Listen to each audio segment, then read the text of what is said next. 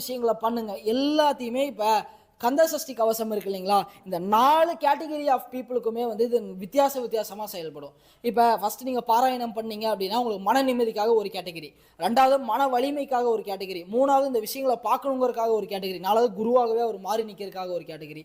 இது எல்லாமே வந்து பார்த்தீங்கன்னா ஒவ்வொன்றுக்கும் ஒரு முறைகள் இருக்குது. அவர் சொல்கிற அந்த ரகன பவச ரர ரர ரர ர ரிகன பவச ரிரி ரிரி ரிரி ரி, இது எல்லாமே வந்து பார்த்தீங்கன்னா இந்த ர ரி ரு, இந்த டங்கு டிங்கு, இது எல்லாமே நமக்குள்ள நம்ம சிரசுக்குள்ள ஒவ்வொரு இடங்கள்லையுமே இருக்கிற ஒரு சில சப்த அலைகள்.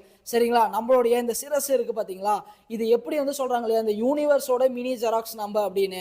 அப்போது இந்த யூனிவர்ஸ், இந்த பிரபஞ்சத்தில் எப்படிப்பட்ட ஒளிமண்டலங்கள் எல்லாமே நம்ம பார்த்துருப்போம் இல்லைங்களா, பால்வெளி மண்டலம் அது இது அப்படின்னு. அந்த மாதிரி ஒவ்வொரு மில்லி மீட்டருக்கும் ஒவ்வொரு இன்ச்சுக்குமே நம்ம உடம்புக்குள்ள நம்ம சிரசுக்குள்ள நிறைய விதமான விஷயங்கள் இருக்குது. அது ஒவ்வொரு இடத்தையும் தொட்டு ஸ்பார்க் பண்ணுற விஷயங்கள் தான் வந்து பார்த்தீங்கன்னா இந்த மந்திரங்கள் எல்லாமே. நம்ம